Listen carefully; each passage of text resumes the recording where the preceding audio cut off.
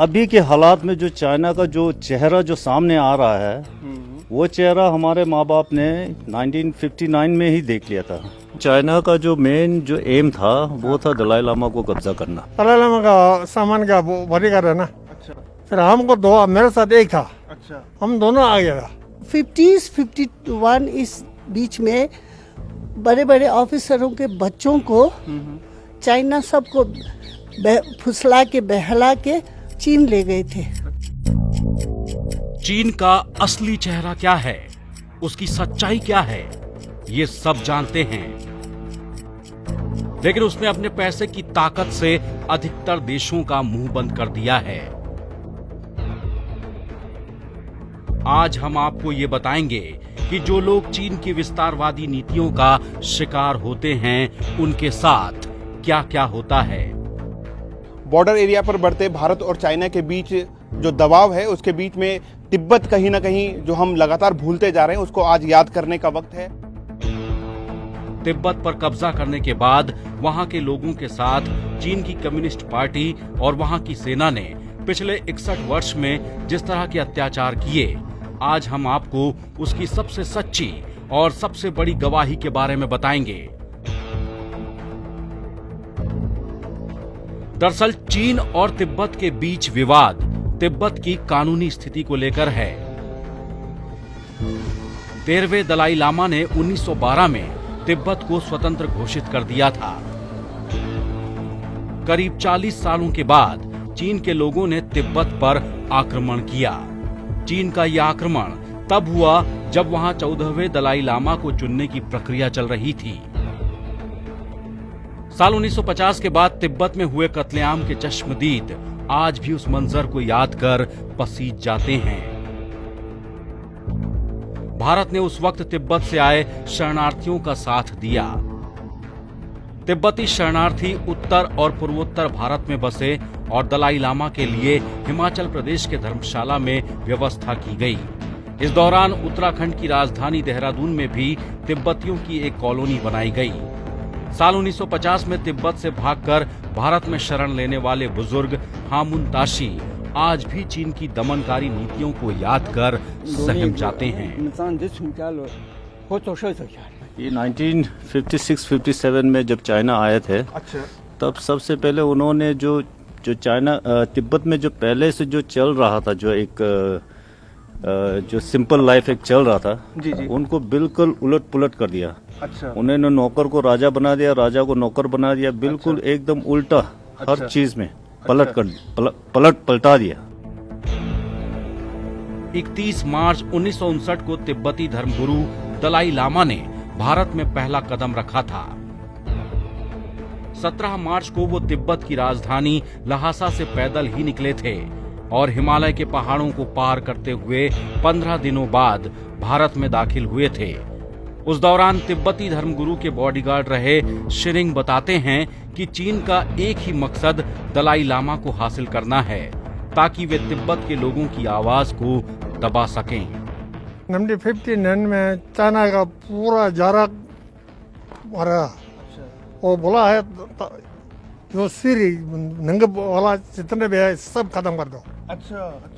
सब खत्म कर दो, कोई भी देखो। अच्छा। लाल कपड़ा पहना हो, सिर नंगा वाला लामा लोगों को, लामा जो भी है वो दलाई लामा इसी में मार जाएगा। वो रात के 59 में रात का 2 बजे में नुबली का भाग गया था दलाई लामा। मैं वहाँ से मैं बमतला तक दलाई लामा का साथ है। मैं ऐसे करके आए थे, बहुत दिन करे, मैं 15-20 दिन लग गया रास्ते में। कहाँ पर आप वहाँ जब तिब्बत से आए थे तो कहाँ पर पहली बार आए थे आप? बमतला। अच्छा। ये आया था वो तवान से आगे बॉर्डर रहता। अच्छा अच्छा। उस मामा पड़ता, मामा। अच्छा। वहाँ तक आए। अच्छा। वहाँ हमारे तिब्बती का फौजी और चीजी जितने भी है, अच्छा, सब उधर रख दिया। अच्छा। और फिर इंडिया में आने नहीं दिया। अच्छा, इंडिया में आने? हाँ, आने दिया। हम दलाई लामा का सामान का बॉडीगार्ड है ना। अच्छा। फिर हमको दो, मेरे साथ एक था। तिब्बत में सबके भाई 3 है अभी तक। 3 भाई अभी तक। हाँ। बातचीत आपकी होती है उनसे? बातचीत नहीं है, वो हम तो अफसर था। सब मार दिया 5-6 सब। मैं भी नहीं तले नमक साथ नहीं आया था, हम पे बचेगा नहीं। वो माँ ने बोला था माता होती बीच में अगर एकदम मार देगा। फिर हम 3 और गाँव का साथ शादी कर बच गया। अभी भी था, बात नहीं हो रहा है, कॉन्टेक्ट नहीं हो रहा है, अभी भी बात नहीं होता।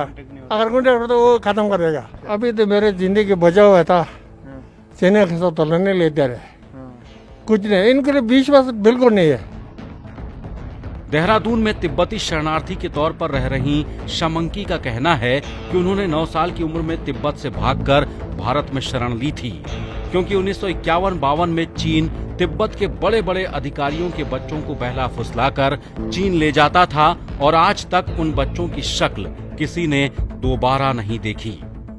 चीन ने एक ऐसी मीटिंग के लिए बारे में सोचा था कि जहाँ पे बड़े बड़े लोग आए, हिज हॉलीनेस भी आए, पर वो अपने बॉडीगार्ड ना ले आए साथ में, और साथ में कोई जो हमेशा एक राजा के साथ चलता है वो सब ना आए, अकेले आए। तब जब ये कहा तो तिब्बतियों के दिमाग में बात आ गई कि हाँ अब ये लोग हमारे राजा को खत्म कर देंगे।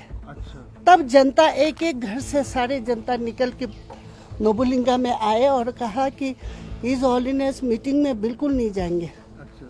शोर मचाना शुरू कर दिया। परम पावन जी चीनियों की मीटिंग में बिल्कुल नहीं जाएंगे। क्या मतलब है, बॉडीगार्ड नहीं हो उनके साथ, जो हमेशा से उनके शान है, बॉडीगार्ड्स है, ऑफिसर्स है, सब चलते हैं, उन सबको मना कर दिया था। तो घर के औरतों तक ने, बच्चों तक ने जाके वहाँ अगेंस्ट किया चाइनीज का कि हिज हॉलीनेस न जाए। मेरे पिताजी जो थे ऑफिसर थे, आर्मी ऑफिसर थे, तो उन्होंने हमें 1956 में तिब्बत से इंडिया रवाना कर दिया था, क्योंकि 51 इस बीच में बड़े बड़े ऑफिसरों के बच्चों को चाइना सबको फुसला के बहला के चीन ले गए थे। 2 साल तक उन बच्चों का शक्ल नहीं देखा लोगों ने। तब लोगों को होश में आया कि अच्छा ये हमारे बच्चों पे सबसे पहला हमला कर रहा है। मेरे साथ मेरी माताजी थी, मेरे भैया था, एक छोटी बहन थी, और मेरे चाचा जी, जिनके हवाले किया था पिताजी ने। तब हम जब मैं सोचा था कि क्या आगे स्थिति होने वाली है, क्या? तो बच्चे थे, 9 साल की थी। 9 साल। मुझे क्या याद होगा, पर हाँ इतना जरूर याद है कि हमारे साथ जो तिब्बती आए थे कालिम्पोंग में, तो बड़ी बुरी कंडीशन में थे। कौन सी जगह पे आप लोग सबसे पहले भारत के बॉर्डर में आए थे? हम तो सिक्किम से एंट्रेंस हुआ था, क्योंकि मेरे चाचा जी जो थे वो बिजनेसमैन थे। लासा और कलकत्ता के बीच में बिजनेस किया करते थे, तो वो रूट जानते थे। तो हम लोग तो अपने खच्चरों पे ऊन लाद के वो बिजनेस के साथ साथ उनके साथ आए थे। हमें कोई ऐसा तकलीफ तो नहीं। एक बार जब आए तो फिर दोबारा कभी सवाल ही नहीं है। अपने देश की मिट्टी सभी को प्यारी होती है। चीन की विस्तारवादी नीतियों ने तिब्बत के लोगों को बर्बाद कर दिया, लेकिन समय आ गया है कि दुनिया अब तिब्बत के दर्द को समझे और चीन की दमनकारी नीतियों के खिलाफ आवाज उठाए। वो लोग जिन्होंने चाइना के इस कुकृत्य को, चाइना के इस दुर्व्यवहार को जो है नज़दीक से देखा है, उन्होंने अपनी तमाम सारी बातें हमारे साथ शेयर करी हैं। और ये वो लोग हैं जो कि कई सालों पहले जो है वो चाइना के अतिक्रमण, तिब्बत पे जो अतिक्रमण था चाइना के, उसके बाद जो है ये भारत आए थे। और आज भी इनके दिल में वो दर्द है जो चाइना ने इनको दिया है, अपने घर वालों से बिछड़ने का दर्द है, अपनी मातृभूमि को छोड़ने का जो दर्द है वो आज भी इनके आंखों में है। अपने सहयोगी विश्व सैनी के साथ मैं धीरज सजवान, ETV भारत, देहरादून।